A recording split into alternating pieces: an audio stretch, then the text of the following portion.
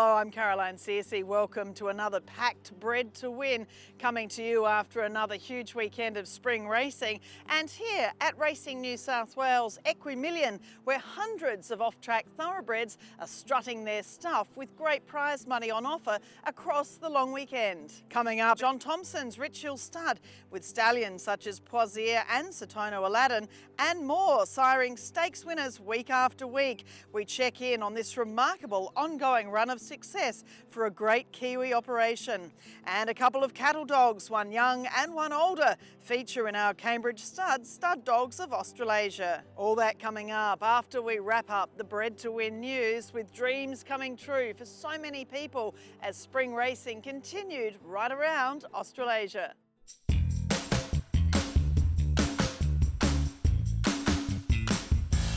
The October long weekend was a festival of racing both in Australia and in particular in France on Arc Weekend.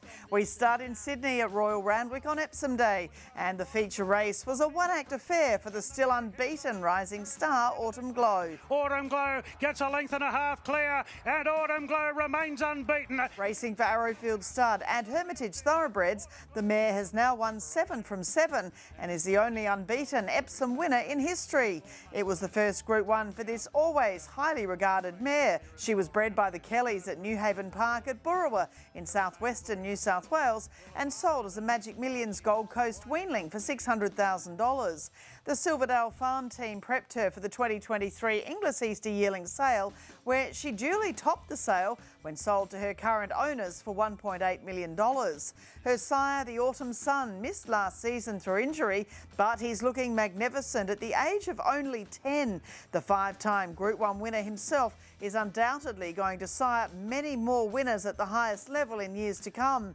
Autumn Glow potentially heads to the $10 million Golden Eagle back at Randwick on November 1. Apocalyptic, 2 lengths clear from Karinska going to second. The 3-year-old filly Princess Series winner Apocalyptic wrapped up that title with another dominant win in the Darley Flight Stakes. Michael Freedman prepared her for her first top flight success for a big group of My Racehorse owners. Apocalyptic was a $400,000 Magic Millions yearling sold by Coolmore Stud to My Racehorse Michael Freedman and Julian Blaxland, bred by Kate Nivison. Her sire Extreme Choice, the son of Not a Single Doubt, has averaged around 40 foals a year given his fertility issues, but remains one of the most sought after stallions in Australia with a fee of $330,000. Royal Supremacy hits the front. The third Group 1 on the program saw Kieran Maher's Royal Supremacy set his sights on the Melbourne Cup. His dam is by Wooten Bassett's sire Ifraj, and he's by the McPhee stallion Make Believe, a French 2000 Guineas winner and sire of French Derby winner Mishrif. Make Believe stands at Ballylynch Stud in Ireland. But Prix moved up, takes the lead at the 100. The Group 2 Premier Stakes was one of the highlights of the weekend, as Everest contenders staked further claims to chase the $20 million purse. Prix for the Hawks team was dominant, the striking grey son of Smart Missile having been bred by Ian Johnson, also breeder of Melbourne Cup winner Viewed. His colouring comes from his 4th dam Royal News, a full sister to huge New Zealand stud influence Sovereign Edition. Briassa's sire Smart Missile is a gory stud-bred Golden Slipper favourite before being scratched at the gates, and a close relation to Zoo Star's sire Northern Meteor. He's now standing at Ollie Tate's Twin Hill Stud at Cootamundra in the prime breeding region of southwestern New South Wales. The first Sydney 2-year-old race of the new season, the Arrowfield Breeders' Plate, saw Stay Inside gain first honours in the first season sires race over fellow first season sire Home Affairs. Incognito in the James Harron colours showed a stack of potential with his Group 3 success. He was a $1 million Magic Millions yearling sold by Queensland's McAlpine family at Eureka Stud. Stay Inside, a Golden Slipper winning son of Extreme Choice, who had the Flight Stakes winner later in the day, stands alongside his sire at Newgate Farm at a fee of $66,000. In the Keeneland Gimcrack Stakes, trial winner Shiki was too slick for her rivals, getting out to a lead early and holding off the challengers in true Waterhouse Bot fashion. Originally bred by South Australia's Cornerstone Stud and sold as an Inglis weanling for $150,000, the filly was then resold earlier this year as a Magic Millions yearling for $420,000 to Corinda Bloodstock and her trainers. Too Darn Hot, one of the world's best bred stallions by Dubawi from Star Group 1 winning mare Dare Me, stands this season at Darley's Kelvinside base at a fee of $275,000 alongside his 4-time Group 1 winning son Broadsiding. The Dulcify Stakes was another good result for Godolphin, with Attica by the late Lonro taking out the listed feature. The Colt Stam Savatiano won 7 stakes races and is by Street Cry, and a daughter of top producing mare Retsina from Star Shiraz. Sir Delius takes the lead from Antino via Sistina. At Flemington, the Turnbull Stakes was the feature, with Star Waterhouse Bot import Sir Delius too strong for a high-quality field. The new Melbourne Cup favourite is from the family of Invincible Spirit and Pride of Dubai and was bought for 1.3 million guineas at last year's Tattersalls Autumn Horses in Training sale. His sire Frankel, an unbeaten champion and now leading stallion, stands at Banstead Manor in the UK and also has Triple Oaks winner Minnie Hawk as his latest star performer in Europe this year. And Mating Call on the outside, Get a Good Feelings coming through too. The Group 2 Edward Manifold Stakes saw another 3-year-old filly by So You Think stamp her class on the spring, with Get a Good Feeling racing home for a strong win. She was a Gold Coast weanling bred by Phoenix Broodmare Farm in New South Wales, and then a 2024 Inglis Easter yearling sold for $525,000 by John and Trish Muir's Millburn Creek to Dean Hawthorne, now racing in the colours of Jonathan Munns. So You Think stands at great value at a fee of $44,000 and currently sits 4th on the Australian General Sires list, behind only the much higher priced I Am Invincible, Zoostar and Snitzel. Miraval Rose won the Group 2 Rose of Kingston Stakes, having been bought by Rowan Hughes and Graham Pegg for $250,000 as a Magic Millions yearling. Her dam Gypsy Tucker was bought for $800,000 at the 2018 English Chairman's Sale and also produced Triple Group winner Gypsy Diamond. Miraval Rose's sire Grunt by O'Reilly, and a close relation to Cox Plate winner Ocean Park, was bred by Trelawney Stud before winning the Australian Guineas and Mackay Diva Stakes at Group 1 level. Grunt stands this season at Yulong at a fee of $19,800. And another Victorian stallion side the winner of the Group 2 Danehill Stakes, as the colt Magor was successful. A $14,000 English Premier yearling sold by Stonehouse Thoroughbreds to Sparta Racing, Magor's dam was a stakes winner in New Zealand. His sire, I Am Immortal, is a speedy son of I Am Invincible and stands at Adam Sangster's Swettenham Stud at a fee of $8,800. War Machine moves up on the outside, then Star Patrol. The feature Flemington Sprint, the Gilgai Stakes, threw up another Everest runner as Harry Angel's son War Machine won for the Hayes brothers, sons of course of David Hayes, who's brought Hong Kong star Kai Ying Rising to Sydney as the ruling Everest favourite.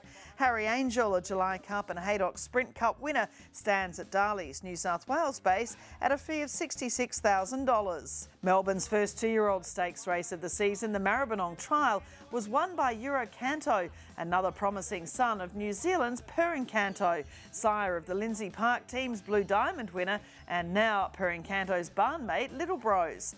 The colt's from a Savabeel mare whose granddam is the wonderful Waikato stud mare Splashing Out, a Group 3 winner and dam of 3 group winners herself from the family of dual Doncaster winner Sacred Falls. Perincanto gets another run on the show a week after Evaporate won the Sandown Stakes. The son of Street Cry stands at Little Avondale Stud in New Zealand at a fee of $60,000 NZ plus GST. And finally, the great early loss to another New Zealand farm Cambridge stud of the magnificent grey Roaring Lion was raised again at Flemington as his European-bred son Valiant King won the Melbourne Cup lead-up, the Bart Cummings. Asfoora, the blue sleeve jacket, is in pursuit. Here she comes. Prix de Triomphe weekend saw another Aussie sprinting triumph by star Australian mare Asfoora, who won another European Group 1, taking out the Prix de l'Abbaye over 1,000 metres on Arc Day. Having won the Nunthorpe Stakes 2 starts ago, the daughter of Flying Artie was strong to the line, delighting trainer Henry Dwyer and her legions of fans at Longchamp and back home. Flying Artie is son of Artie Schiller, and carrying the blood of Cox Plate winner Rubiton as his dam sire, stands this season at Victoria's Blue Gum Farm at a fee of only $11,000. And the Ark itself was another Aga Khan bred success, as 3-year-old colt Dariz outpointed the gallant Triple Oaks winner Mini Hawk. He's by Galileo's half-brother See the Stars from Hong Kong International Vase winner Daria Kana, already dam of Group 1 winner Darian. And racing New South Wales, Equimillion was held over the long weekend in Sydney, attracting over 500 thoroughbreds in a range of competitions. On Friday, we caught up with former racetrack rivals Cascadian and Zaki, who competed against each other in several Group 1s and were competing on Friday in dressage with their elite Australian riders. Victoria's Amanda Ross on Darley's Big Striking Chestnut, while Shanae Lowings was on board the former Annabelle Neesham-trained galloper Zaki. Both were quite happy to see each other in their more relaxed new competition lifestyle. We also caught up with Thoroughbreds Argo-sponsored 13-year-old Harper Wheatley, who will follow up in coming weeks, who's doing Monday's show jumping as well. Sandown Cup winner and Brisbane Cup runner-up Carriff was in action with his rider Romany Lee, and we'll do some more stories in coming weeks, including in the return of Thoroughbred rehoming program Thoroughbreds Argo from late October. Coming up after the break, thanks to Barristock, we head to New Zealand's Richhill Stud and catch up with John Thomson.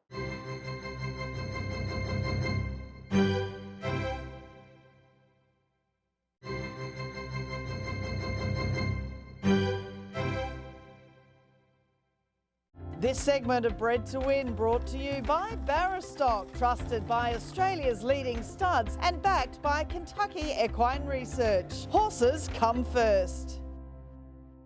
Having had their multiple Group 1 producing sire Poisier crowned as New Zealand's champion stallion a couple of years ago, this year another Richhill stud sire has produced the Kiwi Horse of the Year, El Vencedor.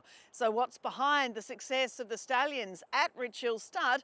I caught up recently with John Thomson to find out.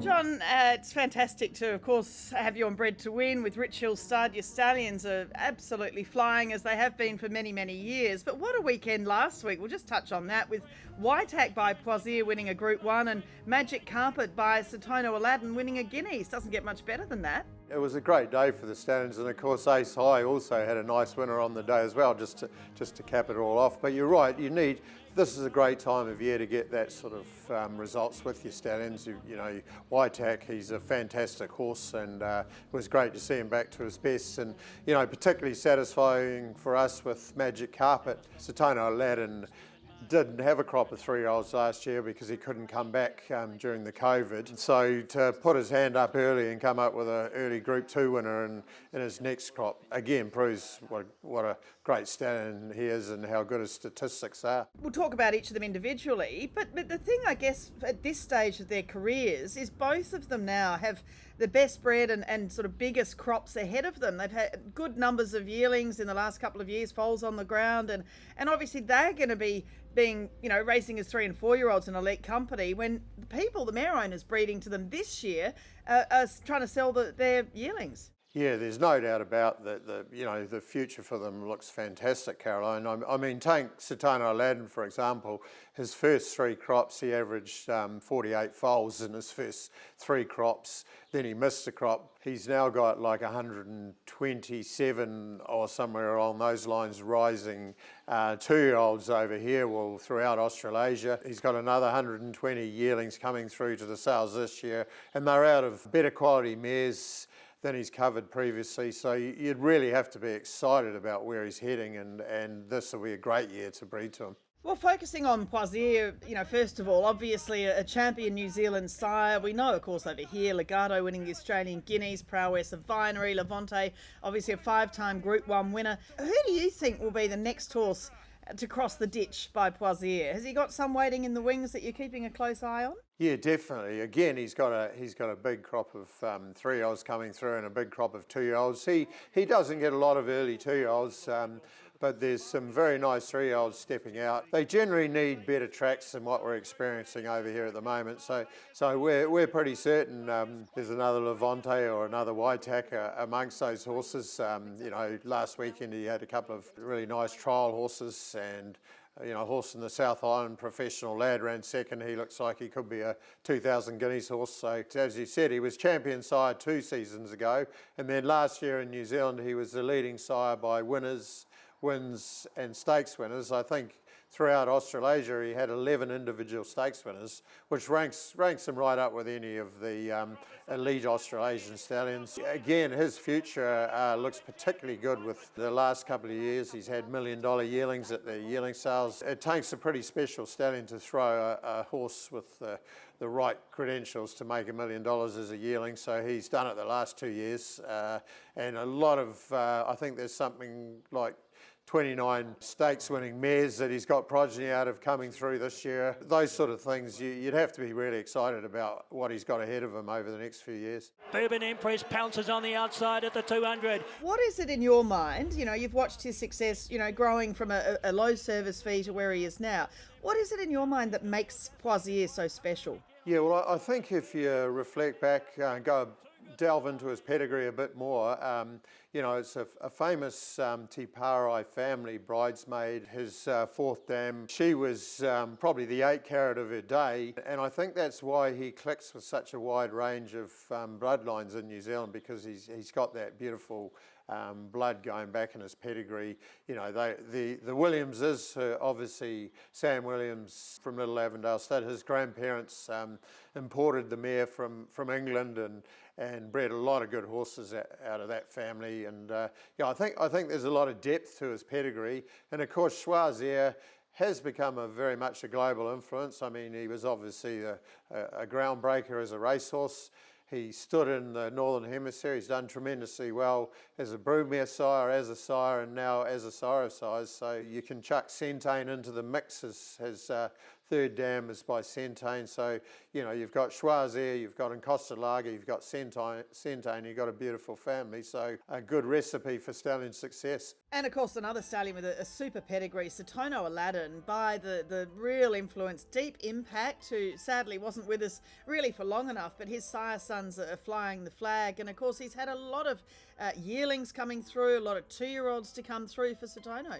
I know last year at the yearling sales it was the first of Satono's big crop, and a lot of the Australian buyers hadn't really seen his progeny, and they were walking up to me and saying, "Look, John, every draft in New Zealand has a nice Satono Aladdin. He's such a quality individual himself, and he imparts that into his stock. You can really breed any type of mare to him, and you get a good individual. And his sire record reflects that. I mean, he's had a champion 2-year-old over here in Tokyo Tycoon. He's had a champion staying mare in Penny Wecker, of course, won the New Zealand Oaks, and then went on to dominate the Australian Oaks. And 12 stakes winners from only 96 runners in Australasia. That's around about 12.5% stakes winners to runners. Those sort of statistics are, they're up there with, Dane Hills and Northern Dancers almost. So, again, we're really excited with the big numbers he's got coming through and the quality mares and that sort of thing. And you're right about his pedigree, out of a Stormcat mare, it can impart some speed. Second dam, Fapiano. Well, Fapiano was the broodmare sire of Northern Meteor, of course, has gone on to sire champion stallion Zoostar. And then third dam by Nijinsky. So I think that's why it reflects his bloodline suit Australasia. And also there's a lovely mix of stallions in there, a blend of speed and stamina. He races a colt from 2, he was stakes placed through to 6. He won his Group 1 as a 6-year-old, and when we brought him to New Zealand, believe it or not, there was some criticism from breeders that he won his Group 1 as a 6-year-old, and I said, well, surely that's a great thing. He was tough, he was sound, he performed, you know, at all levels, right through from 2-year-old to 6-year-old. That's got to be a huge advantage as a stallion prospect. Not everyone thinks that way, but certainly the proof's in the pudding. He's done a great job. And Ace High, of course, he's the youngest of your crew there, your stallions in the barn. The High Chaparral line just continues to fly. You know, we call him the last great son of High Chaparral to retire to stud. He was a dual Group 1 winner in Australia. Again, a fantastic pedigree. He's out of a Reduced Choice mare, out of a Sunday Silence mare from the family of Northern Dancer and Dane Hill, so you don't really get much better. But look, he served his biggest and best book last season on the back of the likes of Molly Bloom in his first crop, and you know, he's got some really promising horses coming through that you're going to hear a lot more about. It was great to see Molly Bloom showing some form again in the weekend, running third at Moonee Valley. Again, you know, he's got some really nice progeny of some lovely mares coming through over the next few years, and you're going to hear a lot more of them. El Vencedor with 100 to go. Shut the gate. And shocking, well, we know the great run Street Cry, his sire is having a sire, son, Street Boss really leading the way with 2-year-olds, which is fascinating, just showing that the versatility of the breed. But El Vencedor, 3 Group 1s this year, New Zealand Stakes, Ataki Maori and the Herbie Dyke, and Horse of the Year in New Zealand. So huge congratulations on that. Your stallion, your Melbourne Cup winner, Mackay Diva Stakes winner, siring a Horse of the Year. Yeah, exactly, Caroline. I mean, we always say about Shocking, he's always got a good horse somewhere, and I think last season particularly satisfying at Tirapa when Hair to Shock came over from Australia and won the BDC Sprint at Tirapa, and then on the same day El Vencedor claimed the Herbie Dyke over 2,000. Just shows the remarkable versatility both of Shocking and the Street Cry line, and of course Hair to Shock then went back to Sydney and ran second in the Canterbury Stakes Group 1 you know, a few weeks later. He's just a great stallion coming through as a broodmare sire. Obviously fantastic that Waitak Prizier's Group 1 winner last weekend was out of a Shocking mare, so you know that just adds to the Shocking story really.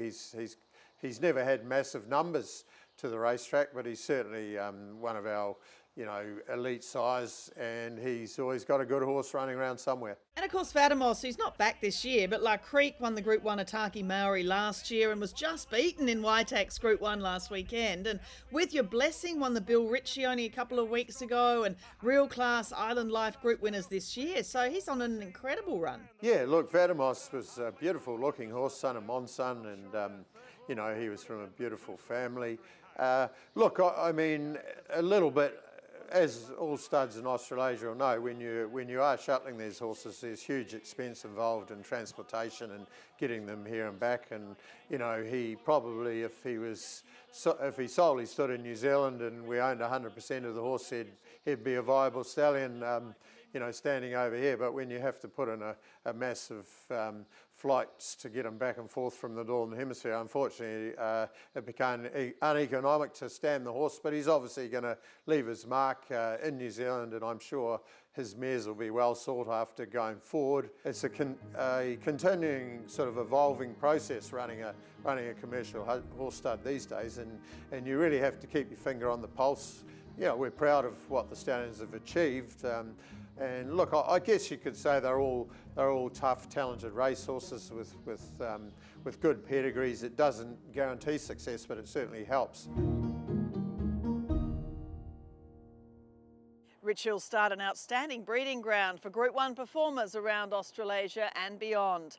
Coming up after the break, on Bred to Win, 2 cattle dogs who get on famously in Cambridge Stud's Stud Dogs of Australasia.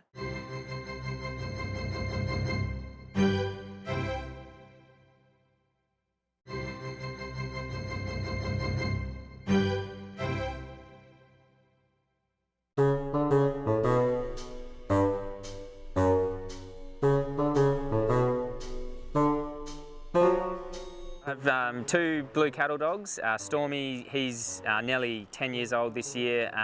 I've had him since a pup, and yeah, he's sort of been a big part of my life all those years. So, and then Bobby is the younger one. He's a 1.5 years old now, and he's a bundle of energy. They're sort of polar opposites in their personalities. Stormy's very level-headed, calm, and quite a mellow sort of dog, and Bobby's the opposite. He's full of energy and likes to always be on the go. So yeah, they're great fun, good companions. In the mornings when we're working horses, they'll stay at home at the house and hang out, and then once we finish the horse work in the morning, they get to come around the farm, and they absolutely love just being with me, or being social with all the other people at work and cruising around and being a part of it. So yeah, they absolutely love the farm. They really love sort of the social life. There's a lot of other dogs on the farm.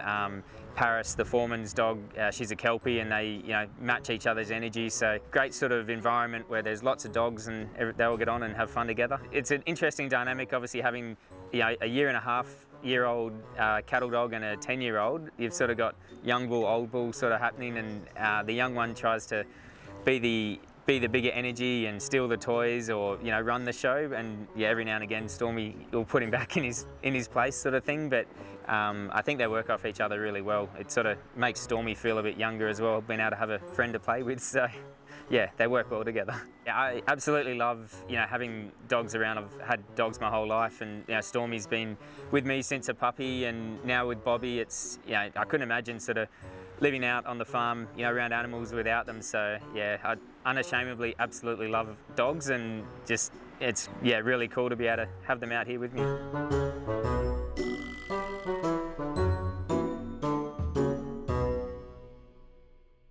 That's the show for this week. Don't miss next week's program as we continue to bring you more great spring racing and bloodstock news on Bred to Win. I'm Caroline Searcy. I look forward to seeing you then.